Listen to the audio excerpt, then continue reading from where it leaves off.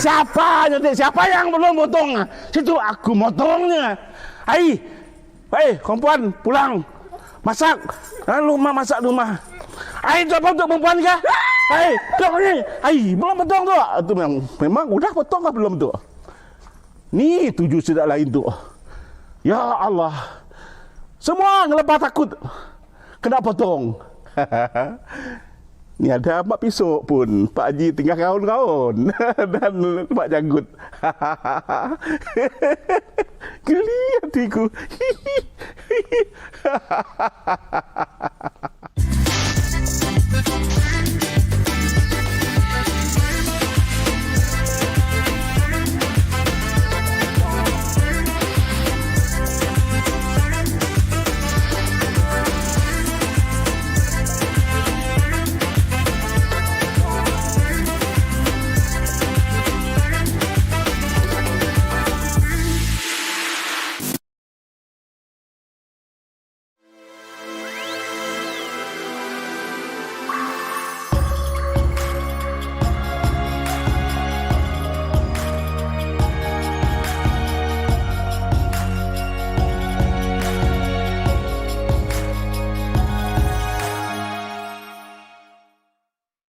Melalui beberapa pendekatan. Saksikan sesi temu bual khas bersama Yang Amat Berhormat Ketua Menteri Sarawak, Datuk Patinggi Tan Sri Dr. Abang Haji Abdul Rahman Zohari Tun Datuk Abang Haji Openg dengan pengecara Syira Abang Mansor yang akan mengupas isu-isu yang diutarakan oleh pihak media. Jangan lupa wawancara khas Sabtu 4 Disember 8.45 malam. Istimewa di TVS saluran 122 Astro dan My TV.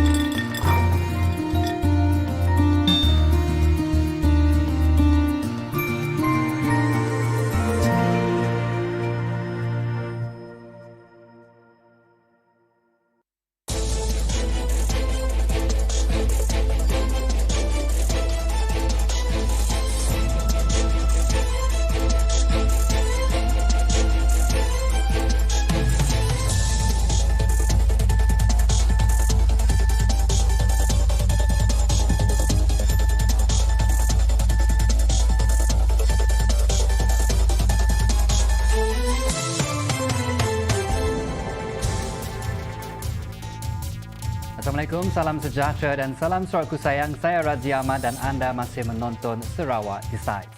Kerajaan Sarawak melalui strategi pembangunan pasca COVID-19 2030 telah menggariskan 7 teras utama bagi mencapai status negeri maju menjelang tahun 2030 dengan teras utama memastikan kelestarian alam sekitar terjaga dan seimbang dengan pelaksanaan pelbagai program pembangunan yang perlu dilakukan untuk keperluan rakyat Sarawak.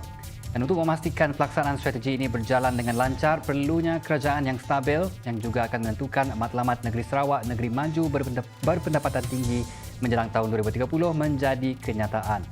Sebelum kita teruskan perbualan kita akan pergi ke bilik berita bersama dengan Haris Zainuddin untuk 5PM English News. Haris, whenever you're ready.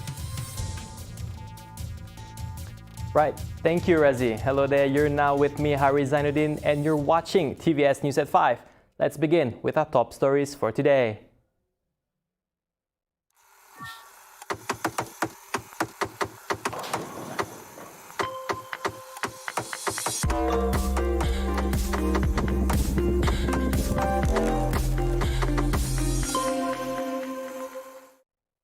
The Gabungan Parti Sarawak GPS will announce its entire slate of candidates for the 12th state election tomorrow, December 3rd, a day earlier from its intended date. GPS Chairman Datuk Patinggi Tan Sri Abang Johari Tun Openg will be presenting the appointment letter to the candidates at PBB headquarters along Jalan Bako in Kuching around 3:30 p.m. tomorrow. Earlier, Abang Johari had initially announced that the candidates for GPS will be announced on Saturday, December 4th, before it was changed to December 3rd. This is most likely due to Prime Minister Datuk Seri Ismail Sabri Yaakob's visit to the state on Saturday. Abang Johari briefly acknowledged the change of date during a function in Lundu yesterday. GPS will be contesting in all 82 constituencies in the upcoming 12th state election. Being the backbone of the coalition, Parti Persaka Bumiputra PBB is expected to contest in 47 of the total 82 seats. Meanwhile, Sarawak United People's Party SUPP, Parti Rakyat Sarawak PRS, and Progressive Democratic Party PDP will compete for the remaining 35 seats. Now, the UNDI 18 and automatic voter registration will not apply in the upcoming Sarawak state election, despite it having been gazetted. Law Minister Wan Junaidi Tuanku Jaafar explained that although UNDI 18 had been gazetted, the state polls will only use the voter rolls that had been updated and certified as of November 2nd, before the dissolution of the Sarawak State Assembly on November 3rd.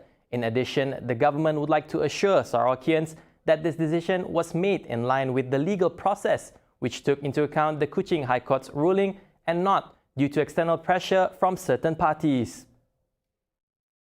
The implementation of UNDI 18 and the automatic voter registration will come into effect on December 15th. Section 3 Bracket A and Bracket B of the Constitution Amendment Act 2019 regarding the lowering of the voting age to 18 years and automatic voter registration were gazetted on December 1st, with the amendments coming into force after obtaining the consent of Yang di-Pertuan Agong Al-Sultan Abdullah Riayatuddin Al-Mustafa Billah Shah based on Section 17 of the Elections Act 1958. Election Commission EC Secretary Dato' Iqmal Rudin Ishak said amendments to the subsidiary laws related to the elections, namely Elections, Registration of Voters Amendment, Regulations 2021, and the Elections, Conduct of Elections Amendment, Regulations 2021 were gazetted on November 30th. Section 3 of the Constitution Amendment Act 2019 states the amendment to set the minimum voting age to 18 from the current 21 and allow for automatic voter registration to replace the current system which requires Malaysians to apply to register as voters. The proposed amendments were approved at the second meeting of the second term of the 14th Parliament in July 2019. However, they were not implemented then. A total of 327 errant individuals were slapped with 1,500 ringgit fine for violating the Standard Operating Procedures or SOPs from November 1st to November 30th this year. Kuching Police Chief Assistant Commissioner Ashmon Bajah said 19 premises owners were also compounded, amounting to 190,000 ringgit. The compounds were issued under Regulations 17(1) and 17(2) of the Prevention and Control of Infectious Diseases Regulations 2021. Ashman urged the local community to continue to be vigilant and adhere to the SOPs, as the Man in Blue remain committed to ensure that the public fully comply with the SOPs to curb the COVID-19 transmission chain. A construction worker was crushed to his death by a crane boom that collapsed at a construction site along Jalan Petanak, Kuching last night. The victim was working at a plot of the construction site while maneuvering the crane prior to the incident. Realizing that the crane was about to collapse, the victim tried to escape, but to no avail, and was pinned between the crane and bore piles. The deceased, identified as Mangi Nanjus, 51, died on the spot in the 7:21 p.m. accident. According to Padungan Fire Station Chief Tan Ming Chai, firefighters were faced with difficulty recovering the decapitated body due to site situation and wet conditions. However, the operation ended after 2 hours of rescue work carried out, and the body has since been handed over to the police. Meanwhile, Kuching Police Chief ACP Ashman Bajah, when contacted, said investigations are carried out under Section 41(1) of the Road Transport Act as it involves a vehicle and sudden death. Berdasarkan kepada maklumat daripada pemanggil tadi, pemandu tersebut apabila melihat kren tu hampir tumbang, beliau terjun dan tidak sempat untuk lari jauh dan ditimpa oleh kren lah. Kita menerima panggilan pada jam 19.26. Kemudian kita hantar 10 orang anggota kita ke lokasi untuk kita kerja-kerja penyelamatan lah. Pada awalnya kita mengalami kesukaran sebab saiz dan berat kren tersebut lah. Kita mendapatkan bantuan daripada pihak syarikat dengan eskavator lah, dua buah eskavator. Keadaan mangsa parah. Kita mengalihkan kren tersebut lah, badan kren tersebut untuk kita mengeluarkan sisa sedikit je. Ada 12 kaki lagi lah. Right, now on to some COVID-19 development. Over 22 million individuals, or 97% of the adult population in the country, have completed their COVID-19 vaccination as of yesterday, December 1st. Based on the Health Ministry's COVID Now portal, 98.4% or 23,034,278 of the adult population have received at least one dose of the vaccine. Meanwhile, 86.2% of adolescents aged 12 to 17 years had completed their vaccination, while 89.8% have received at least one dose of the vaccine. A total of 142,607 doses of the vaccine were dispensed yesterday, bringing the cumulative number of vaccine doses administered under the National COVID-19 Immunization Program PICK to over 50 million doses. As for the booster dose, a total of 2,590,730 doses have been dispensed. Malaysia has reported an additional 49 more deaths due to COVID-19 as of 11:59 p.m. yesterday, including 12 who were brought in dead. This brings the total number of COVID-19 deaths recorded in the country so far to 30,474, with around 20% or 6,165 of them being those who were brought in dead or died outside of hospitals. In the meantime, the Ministry of Science, Technology and Innovation, MOSTI, has confirmed that no Omicron COVID-19 variant has been detected in Malaysia so far. This was confirmed through genome sequencing of samples conducted by 7 laboratories, including the Malaysian Genome and Vaccine Institute, MGVI. Now on to some sports update. National men's singles ace Lee Zijia got off to a good start at the BWF World Tour Finals by beating Thailand in the opening fixture of Group B in Bali, Indonesia on Wednesday. Right, moving on with some global updates. Heavy rain pounded Colombia, causing rivers to overflow and highways were inundated with flood waters. Rain battered the northwest town of Medellin, flooding streets and sweeping away vehicles, buses, rocks and debris, blocking city streets. Tuvimos, por ejemplo, una familia que la mamá tuvo que sacar a los 2 hijos tirándolos por un muro porque se estaban ahogando, los lanzó. Los niños pues, quedaron con algunas lesiones, pero no muy graves, pero afortunadamente salvaron sus vidas. Un papá que se lanzó a rescatar a su hijo, quedó el papá herido, pero a su hijo lo alcanzan a rescatar unos metros más adelante otros vecinos que estaban atendiendo su propio drama, pero que al ver a un joven que estaba siendo arrastrado casi inconsciente por las aguas lo alcanzan a rescatar, si no estaríamos contando. Authorities said the torrential rains left 80 houses flooded and 7 injured. No fatalities have been reported. At the same time, authorities will hold an extraordinary risk management meeting to discuss measures to be taken for the immediate relief of affected residents. 2 Brazilians had tested positive for the Omicron COVID-19 variant, the first reported cases of the new strain in Latin America.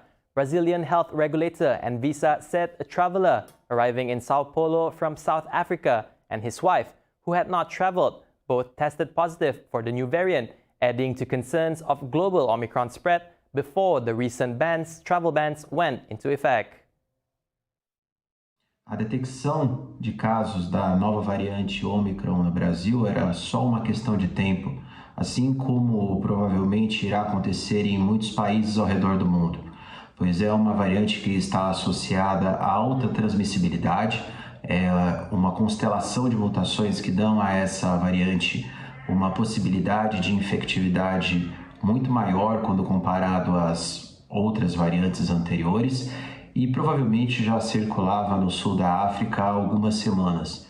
The traveler landed at Sao Paulo's Guarulhos International Airport on November 23rd with a negative test for COVID-19. But before a planned return trip, the couple tested positive and the samples were sent for further analysis, which was then identified as the Omicron variant. Omicron was first identified officially in South Africa last week, but data now shows it was circulating before then, and it has since been detected in more than a dozen countries.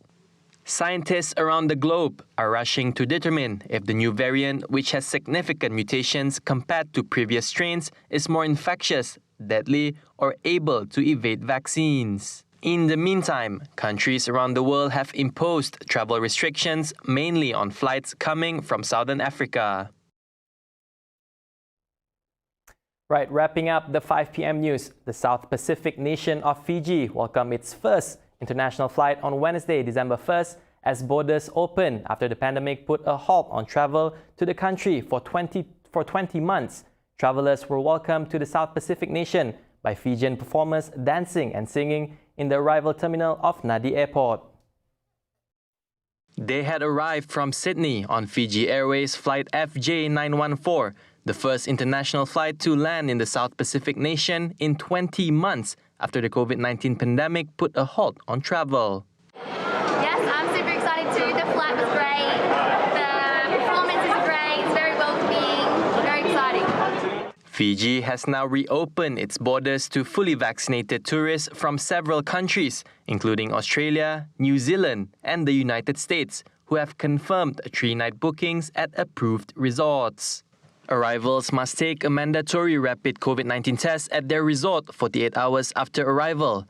Before the test, visitors can use the facilities within the resort and book day trips with some operators. And that wraps up the 5 p.m. English news for today. Once again, I'm Hari Zainuddin, and it's been a pleasure. Back to you, Razi Ahmad. Alright, thank you Hari Zainuddin for bringing us the latest news updates. Baik, seperti biasa kita akan berhenti seketika, kembali selepas ini dalam Sarawak Decides.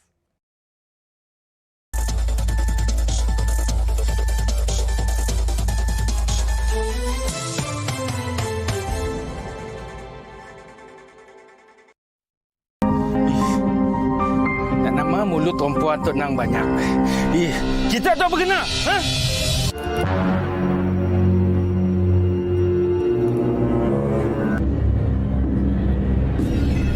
Kisah 3 orang pelajar yang tinggal bersama di sebuah rumah sewa dan berdepan dengan bermacam-macam gangguan.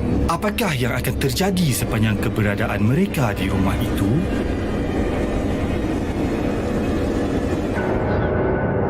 Lihat aku, sayang, yang sudah berjuang menunggumu, datang menjemputmu pulang. Ingat sayang. Bye. Saksikan Sapaya Jumaat ini jam 12.45 tengah hari hanya di TVS saluran 122 Astro dan My TV. Hai, saya Nak Zainal. Menjadi seorang ibu sangat memerlukan kesabaran dan tenaga. Semua perlu disediakan untuk anak-anak agar hari mereka sempurna. Tak perlu lagi risau tentang kualiti. Semestinya barangan Malaysia lebih selamat, lebih terjamin. Saya tetap dengan barangan Malaysia. Setiap pilihan dilakukan dengan penuh teliti. Setiap tindakan membantu pembinaan ekonomi, menggalas tanggungjawab bersama kita memajukan industri tempatan dan membawa sinar kepada mereka yang memerlukan barang baik, barang kita. Melalui beberapa pendekatan, Saksikan sesi temu bual khas bersama Yang Amat Berhormat Ketua Menteri Sarawak, Datuk Patinggi Tan Sri Dr. Abang Haji Abdul Rahman Zohari, Tun Datuk Abang Haji Openg dengan pengecara Syira Abang Mansor yang akan mengupas isu-isu yang diutarakan oleh pihak media. Jangan lupa wawancara khas Sabtu 4 Disember 8.45 malam. Istimewa di TVS saluran 122 Astro dan My TV.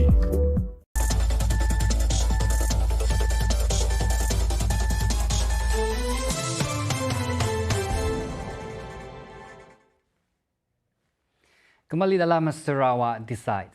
Kelestarian pembangunan sentiasa menjadi agenda utama kerajaan negeri untuk mencapai keseimbangan antara keperluan pembangunan dan kesejahteraan rakyat. Pada pilihan raya negeri ke-12 kelak, hanya satu kerajaan negeri yang akan meneruskan pelaksanaan agenda ini. Untuk meneliti secara lebih teliti mengenai sejarah, perkembangan dan info menarik di salah satu kawasan Dewan Undangan Negeri yang akan ditandingi pada pilihan ke-12 nanti, kami akan paparkan untuk anda episod DUN N75 Senadin. Saksikan. Assalamualaikum dan salam sejahtera. Saya Syira Abang Mansur dan anda sedang menonton Sarawak Decides, sebuah rancangan pengenalan kepada kawasan-kawasan Dewan Undangan Negeri DUN Sarawak. Kali ini kita akan berkenalan dengan sebuah kawasan yang terletak di utara Miri, iaitu DUN N75 Senadin.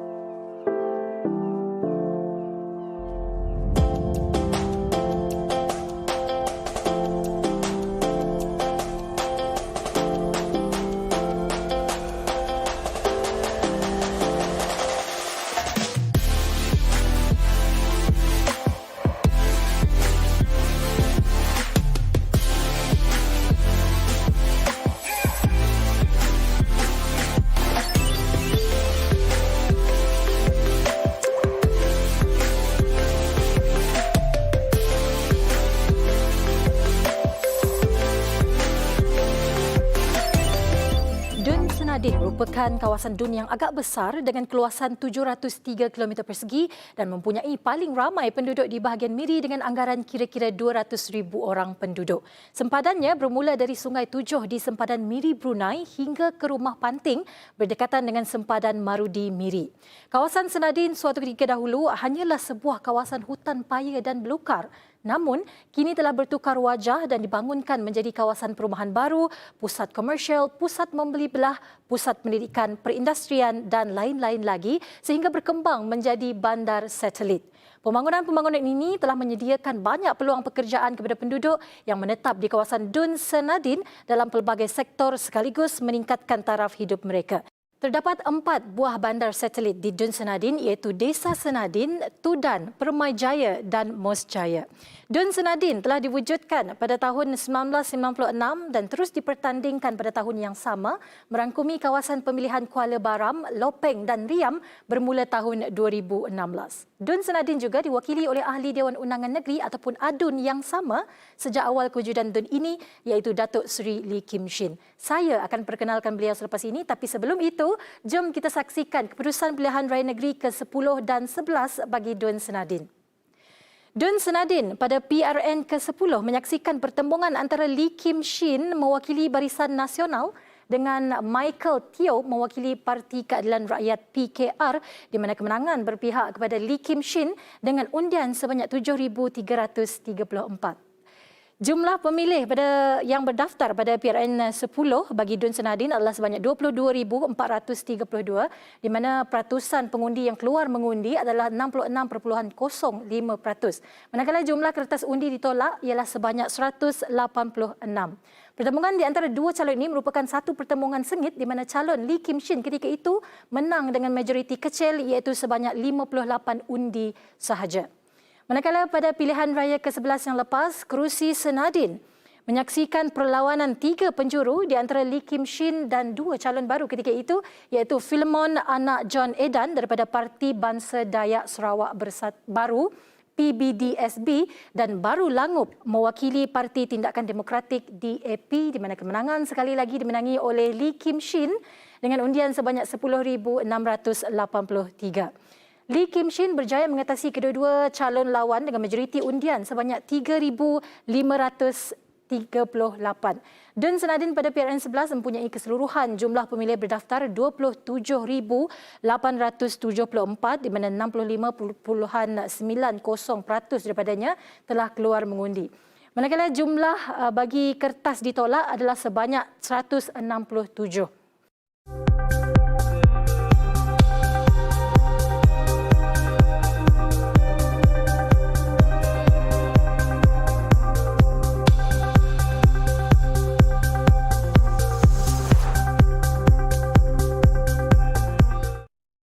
Baiklah, kita akan beralih pula ke Birata ADUN bagi N75 Senadin iaitu Datuk Seri Lee Kim Shin.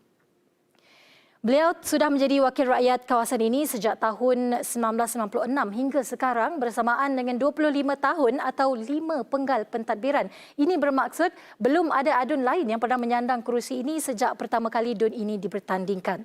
Datuk Seri Lee Kim Shin merupakan ahli Parti Rakyat Bersatu Sarawak atau SUPP yang kini mewakili gabungan Parti Sarawak GPS. Pada tahun 2002, beliau dilantik sebagai penolong Setiausaha Agong sehingga tahun 2011. Kini beliau berkhidmat sebagai naib presiden untuk Parti Rakyat Bersatu Sarawak di samping memegang jawatan sebagai Menteri Pengangkutan Sarawak.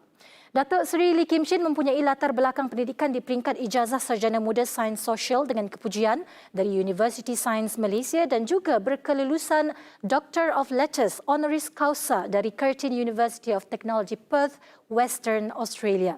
Antara anugerah yang pernah diterima oleh beliau ialah Darjah Kebesaran Panglima Jasa Negara PJN, Kesatria Mangku Negara KMN, Pegawai Bintang Sarawak PBB dan Pingat Perkhidmatan Bakti PBB. Baiklah, kita akan melihat pula perkembangan di kawasan N75 Senadin ini. Dun Senadin telah banyak berkembang dengan pembinaan lebih 10,000 rumah mampu milik dan lebih 2,000 rumah kos rendah, penempatan lebih 4,000 setinggan ke penempatan semula Tudan Desaras, pembinaan institusi pendidikan tinggi awam dan swasta, perindustrian, pembangunan pusat-pusat kesihatan awam, pembinaan lebuh raya Pen Borneo yang melintasi kawasan Senadin dan ASEAN Bridge ke simpang jalan lapangan terbang Miri dan banyak lagi. Pembangunan yang semakin pesat ini telah menimbulkan fenomena banjir kilat di kawasan-kawasan tertentu Dun Senadin selain daripada sistem perparitan tidak sistematik dan tidak diselenggarakan secara berterusan. Antara kawasan yang terjejas ialah Tudan Desaras Fasa 1, 2 dan 6 yang terletak di permukaan tanah yang rendah dan akan terjejas setiap kali musim tengkujuh. Pada tahun 2019, sebanyak RM700,000 telah diperuntukkan Kerajaan Sarawak menerusi program transformasi luar bandar RTP bagi membaiki sistem pengairan dan saliran di kawasan ini. Projek ini melibatkan pembinaan parit simen sepanjang 800 meter, pembinaan pembetung bawah tanah dan pelebaran parit. Sementara itu, pada tahun 2021, projek penyambungan sistem perparitan konkrit diteruskan lagi untuk kawasan Tudan Desaras 6B dengan peruntukan sebanyak RM150,000 untuk menyelesaikan isu banjir kilat yang dihadapi rakyat. Manakala 3 lagi projek penambahbaikan sistem saliran bernilai RM799,255 dijangka siap sebelum penghujung tahun 2021. 3 projek berkenaan melibatkan pembinaan pembetung ke kotak, penyelenggaraan kolam penahanan di Taman Cahaya Lopeng dan 2 projek pembinaan parit konkrit RC di Kampung Parit, Kuala Baram. Untuk rekod, sebanyak 41 projek RTP telah dilaksanakan di Dun Senadin pada tahun 2020 dan 36 projek pada tahun 2021 dengan jumlah keseluruhan dari tahun 2016 iaitu 165 projek merangkumi menaik taraf sistem perparitan, menurap jalan raya, menaik taraf taman rekreasi, pembinaan rumah mampu milik dan juga pembekalan air paip serta pembekalan elektrik. Tarikan di Dun Senadin dapat dilihat dari sudut ekonomi dan pendidikannya. Terdapat 2 buah sekolah antarabangsa dan sebuah kolej antarabangsa bertempat di Miri iaitu dalam lingkungan Dun Senadin ini. Sekolah keantarabangsa pertama di Miri iaitu 10B International School Miri mula ditubuhkan pada tahun 2011. Kedudukan sekolah ini yang terletak bersebelahan sempadan Brunei dan Malaysia memberi peluang kepada rakyat Malaysia yang tinggal dan bekerja di Brunei untuk menghantar anak-anak mereka ke sekolah ini. Kos yang ditanggung oleh ibu bapa juga lebih rendah kerana mereka menggunakan mata wang Malaysia. Manakala satu lagi sekolah antarabangsa Riam Hill International School telah dibina dengan peruntukan RM5 juta pada tahun 2020. Pembinaan Riam Hill International School ini bertujuan untuk memberikan pendidikan berkualiti setaraf dengan sijil Cambridge yang diiktiraf di peringkat antarabangsa. Sekolah ini akan dibina di dalam kompleks yang juga menempatkan Institut Riam Tech dan Sekolah Menengah Riam Road di mana ketiga-tiganya akan mengekalkan identiti dan sistem pendidikan masing-masing. Selain itu, universiti antarabangsa yang sudah lama bertapak di Miri iaitu Curtin University atau Curtin Malaysia juga antara tempat tumpuan pendidikan bagi Dun Senadin. Ia merupakan antara kampus luar pesisir pertama yang ditubuhkan di Malaysia Timur. Curtin Malaysia di Miri sudah beroperasi sejak Februari 1999, manakala kampus baru dibina pada tahun 2002. Selain sektor pendidikan, Dun Senadin juga mempunyai tarikan lain iaitu yang akan saya bawa masuk ke dalam studio kita sekarang ini. Kita persilakan Bujang Senang Sarawak. Kerana di Dun Senadin terdapat sebuah taman buaya dikenali sebagai Taman Buaya Miri dan Zoo Mini. Taman dan zoo ini telah dibuka kepada umum pada 16 Ogos 1998. Ia merupakan taman buaya yang kedua dibuka di Sarawak selepas Jongs Crocodile Farm yang terletak di Kuching. Kedudukannya yang strategik yang terletak kira-kira 24 km sahaja dari Bandaraya Miri menjadikan taman ini lokasi kunjungan bagi pengunjung dalam dan luar kawasan untuk tujuan rekreasi maupun lawatan sambil belajar. Terdapat 70 spesies haiwan di sini di mana majoritinya terdiri daripada buaya iaitu sekitar 2,000 ekor.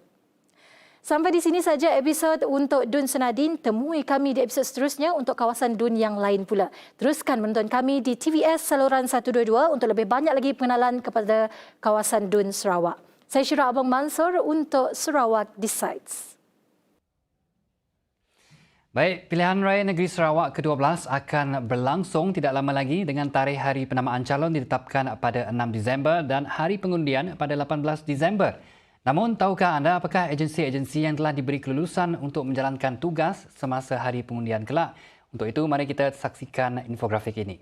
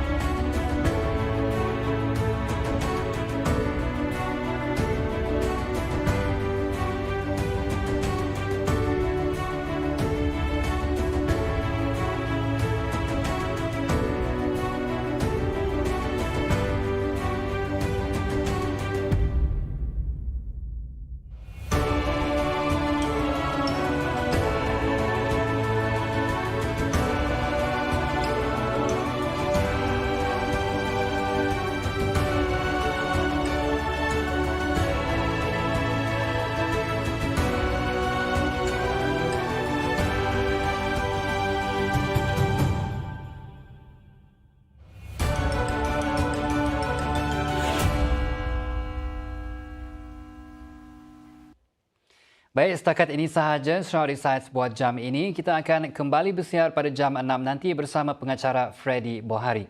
Sementara itu, jaga Sarawak into Sarawak, #Sarawak Decides. Saya Razia Ahmad. Salam sejahtera dan salam hormat.